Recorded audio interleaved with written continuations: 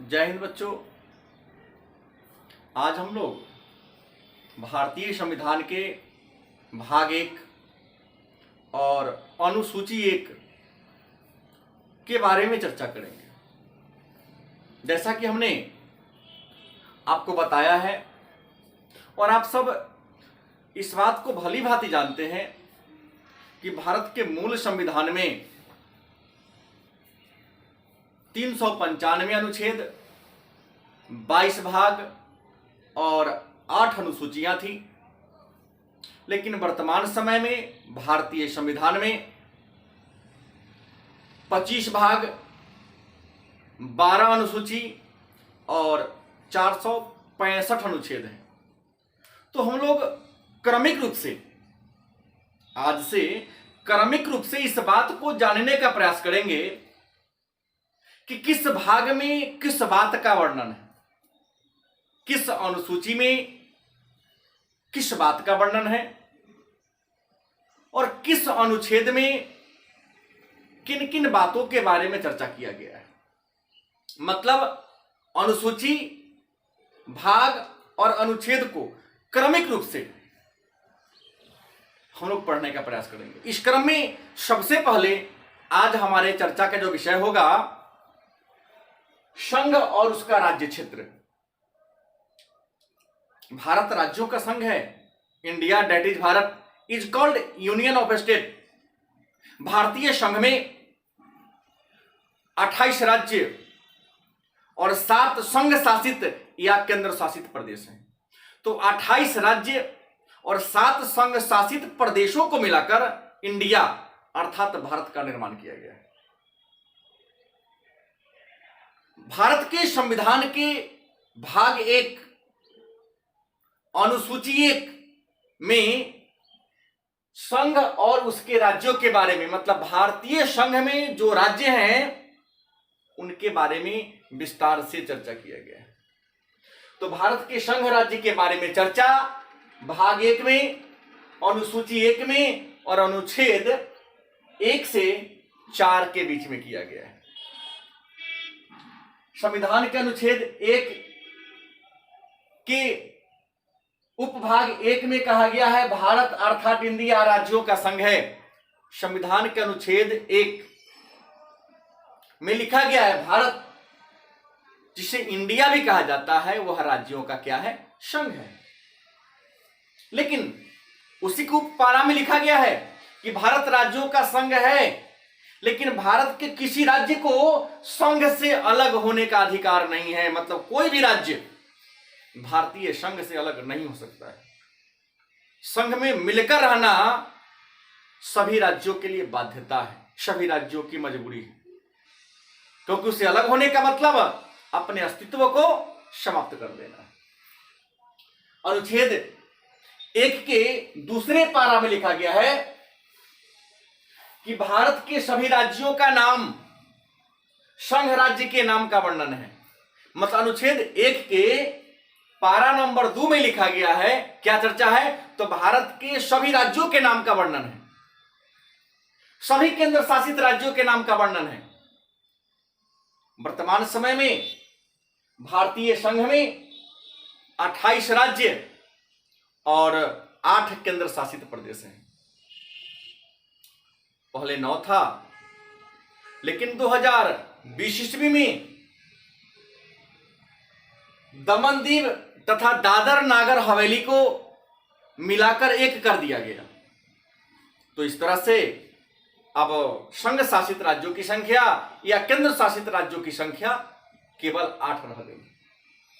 अनुच्छेद 2 में लिखा है संसद विधि द्वारा, मतलब संसद एक संस्था है जिसके 3 अंग हैं, राष्ट्रपति, लोकसभा और राज्यसभा। संसद विधि द्वारा संघ में नए राज्य को प्रवेश दे सकती है। मतलब संसद कानून बनाकर किसी नए राज्य को भारतीय संघ में मिला सकती है या किसी नए राज्य की स्थापना कर सकती है। अनुच्छेद 3 में लिखा गया है कि संसद को किसी राज्य का नाम बदलने, संसद अपने साधारण बहुमत से किसी राज्य के नाम को बदल सकती है, उसके सीमा को बदल सकती है उसे कई खंडों में तोड़ सकती है या उसे दूसरे राज्य में मिला सकती है। इसके बारे में चर्चा संविधान के अनुच्छेद 3 में है। संसद अपने साधारण बहुमत से। अनुच्छेद 4 में लिखा गया है कि अनुच्छेद 2 और अनुच्छेद 3 के द्वारा नए राज्य के गठन, मतलब अनुच्छेद 2 के द्वारा या अनुच्छेद 3 के द्वारा किसी नए राज्य का गठन होता है, उसके नाम में बदलाव होता है या नए राज्य का विघटन होता है, तो इसे संविधान संशोधन नहीं माना जाएगा, क्योंकि संसद यह अपने साधारण बहुमत से ही कर देती है। हमने ऊपर चर्चा किया कि भारतीय संघ में 28 राज्य और 8 संघ राज्य हैं। तो मन में प्रश्न होगा कि राज्य और संघ राज्य में क्या अंतर है? राज्य और संघ राज्य में क्या अंतर है? राज्यों की संख्या 28 है, संघ राज्य की संख्या 8 है। क्या अंतर दोनों में है? तो पहला, संघ राज्य संघ के अधीन होते हैं, मतलब केंद्र शासित जो राज्य होते हैं वो केंद्र सरकार के अधीन होते हैं। केंद्र सरकार के द्वारा ही वहां के शासन व्यवस्था की देखरेख की जाती है, जबकि राज्य स्वतंत्र होते हैं। वह केंद्र के नियमों को फॉलो करते हैं, लेकिन पूर्णतः वह केंद्र के अधीन नहीं होते हैं। कुछ निर्णय लेने के लिए राज्य सरकार स्वतंत्र है। दूसरा अंतर, संघ राज्य में मतलब केंद्र शासित राज्य में राज्यपाल हो या मुख्यमंत्री नहीं होते हैं। ध्यान रखेंगे, केंद्र शासित राज्य में या संघ राज्य में राज्यपाल नहीं होते, उपराज्यपाल होते हैं या उप प्रशासक होते हैं या हाई कमिश्नर होते हैं। अलग अलग केंद्र शासित राज्य का अलग अलग प्रावधान है। तो यहां राज्यपाल नहीं होते हैं, मुख्यमंत्री नहीं होते हैं संघ राज्य में, लेकिन राज्य में राज्यपाल भी होते हैं और मुख्यमंत्री भी होते हैं। तीसरा अंतर है, संघ राज्य का नियम राष्ट्रपति बनाते हैं, मतलब केंद्र शासित राज्य का जो नियम होता है राष्ट्रपति बनाते हैं, मतलब संसद बनाती है, जबकि राज्य का जो नियम होता है, राज्य का जो कानून होता है, उस राज्य की विधान मंडल बनाती है।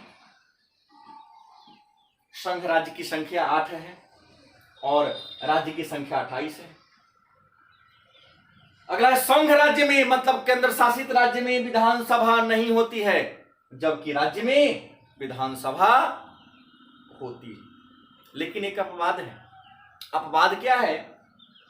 तो दिल्ली, पुडुचेरी और जम्मू कश्मीर में, दिल्ली, पुडुचेरी और जम्मू कश्मीर ऐसा संघ राज्य है, ऐसा केंद्र शासित राज्य है जहां विधानसभा भी है और इन राज्यों में मुख्यमंत्री की नियुक्ति भी होती है। लेकिन राज्यपाल नहीं होते हैं, उपराज्यपाल होते हैं। अब प्रश्न होगा कि आप सभी जानते हैं कि हमारा भारत 15 अगस्त 1947 को आजाद हुआ। आजादी के समय भारत में 9 राज्य थे, वह भी ब्रिटिश प्रांत थे, और लगभग 562 देशी रियासतें थी।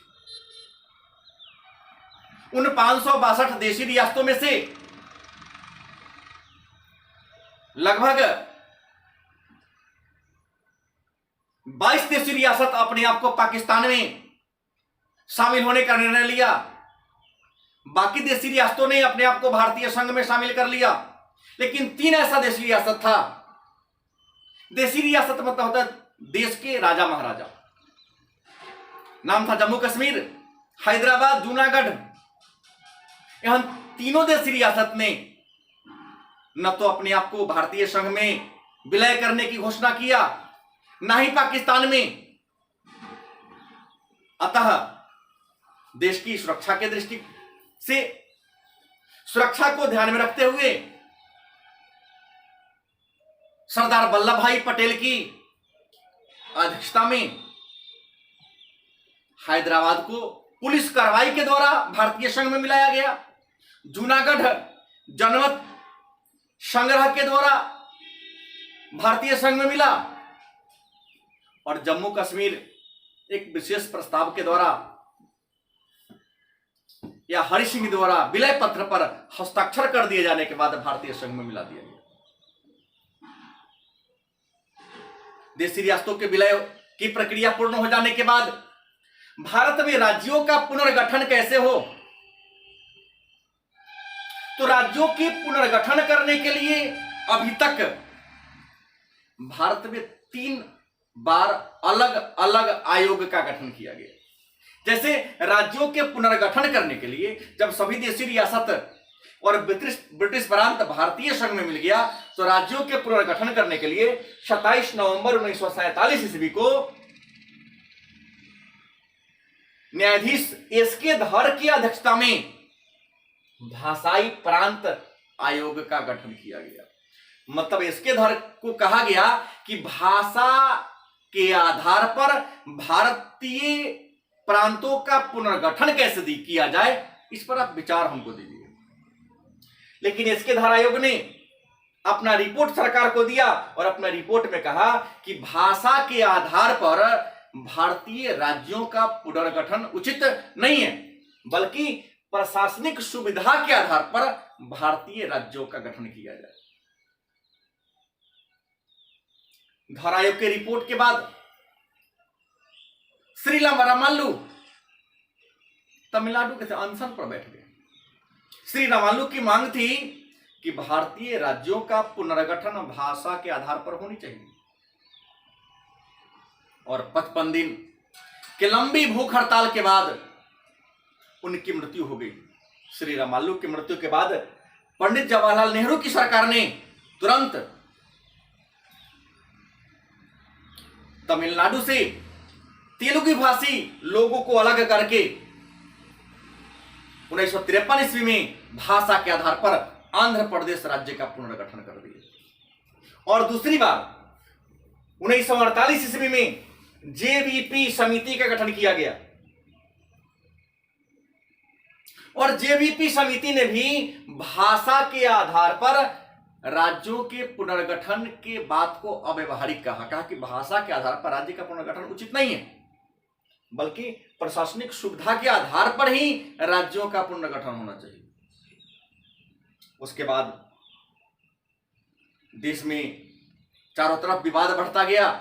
हर राज्य में लगभग भाषा के आधार पर राज्यों के पुनर्गठन करने की मांग जोर पकड़ने लगी। अतः अक्टूबर 1953 ईस्वी में पंडित नेहरू की सरकार ने या भारत सरकार ने एक 3 सदस्यीय आयोग का गठन किया, जिसके अध्यक्ष न्यायमूर्ति फजल अली थे और 2 अन्य सदस्य के.एम. पनिक्कर और हृदय नाथ कुंजारू थे। इस 3 सदस्यीय आयोग का गठन 1953 ईस्वी में किया गया, और इस आयोग ने अपना रिपोर्ट सरकार के सामने 1955 में पेश किया और अपने रिपोर्ट में कहा कि भाषा के आधार पर भारत में 16 राज्य और 3 केंद्र शासित राज्य बनाए जाए। सरकार ने इसके रिपोर्ट को स्वीकार किया और काफी विचार विमर्श के बाद संशोधन के साथ फजल अली आयोग के रिपोर्ट को लागू कर दिया। और संशोधन के बाद 1956 ईस्वी में 16 राज्य की जगह 14 राज्य और 3 संघ शासित राज्य की जगह 6 संघ शासित राज्य बनाने का निर्णय लिया। मतलब न्यायमूर्ति फजल अली आयोग के रिपोर्ट के आधार पर भारत सरकार ने 1956 ईस्वी में राज्यों का पहली बार पुनर्गठन किया और 14 राज्य और 6 केंद्र शासित राज्य की स्थापना किया। बाकी भारत के कौन सा राज्य किस वर्ष बना, जैसे बिहार, इसका पुनर्गठन स्थापना से नहीं लेके चलना है, ध्यान रखेंगे। बिहार इसका पुनर्गठन 26 जनवरी 1950 को बिहार, उत्तर प्रदेश, तमिलनाडु, असम, ओडिशा, मतलब 5 ऐसे राज्य हैं जिनका पुनर्गठन 26 जनवरी 1950 को किया गया। उसके बाद आंध्र प्रदेश 1953 में भाषा के आधार पर बनने वाला पहला भारतीय राज्य। उसके बाद केरल, कर्नाटक, मध्य प्रदेश, राजस्थान और पश्चिम बंगाल। केरल, कर्नाटक, मध्य प्रदेश, राजस्थान, पश्चिम बंगाल, ये जो 5 राज्य हैं, इन 5 राज्यों का गठन 1956 में किया गया। उसके बाद गुजरात और महाराष्ट्र, पहले बंबई एक राज्य था, बंबई को 2 खंडों में 1960 में तोड़ दिया गया। और 2 खंडों में तोड़कर गुजरात और महाराष्ट्र राज्य का गठन किया गया। उसके बाद पहले असम एक राज्य था, पूर्वोत्तर में सबसे बड़ा राज्य एक ही था जो असम था। धीरे धीरे क्रमिक रूप से असम को 7 खंडों में तोड़ दिया गया। असम से अलग होने वाला पहला राज्य नागालैंड था, और नागालैंड भारत का एकमात्र राज्य है जिसका गठन प्रशासनिक सुविधा के आधार पर किया गया है। बाकी सभी राज्यों का गठन भाषा के आधार पर किया गया है। तो असम से अलग होने वाला पहला राज्य नागालैंड 1 दिसंबर 1963 को। उसके बाद पहले पंजाब एक राज्य था, 1963 में 66 में पंजाब को 2 खंडों में तोड़ दिया गया।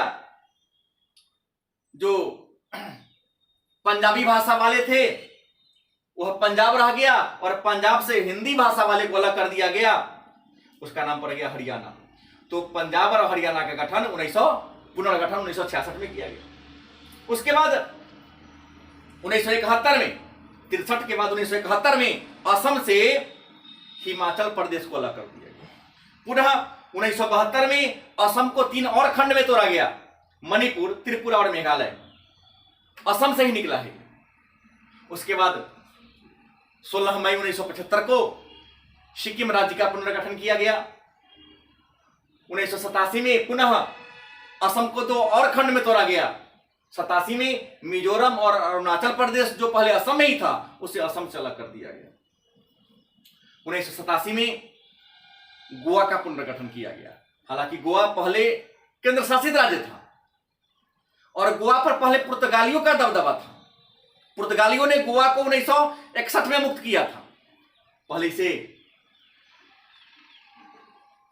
संघ शासित राज्य बनाया गया। 1987 में गोवा को भी राज्य का दर्जा दिया गया। मतलब 87 में 3 राज्य का पुनर्गठन हुआ, मिजोरम, अरुणाचल प्रदेश और गोवा का।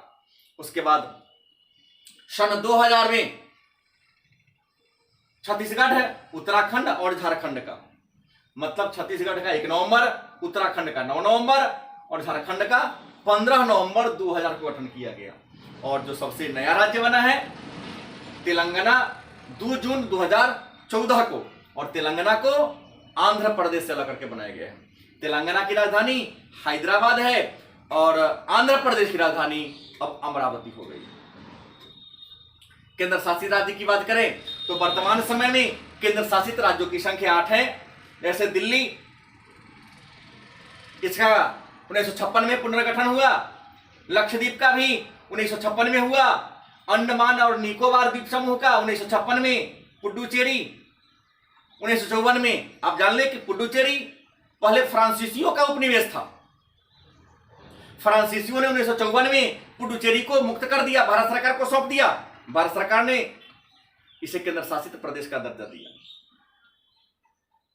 अंडमान निकोबार द्वीप समूह 1956, चंडीगढ़ 66, जम्मू कश्मीर और लद्दाख इसको 31 अक्टूबर 2019 ईस्वी को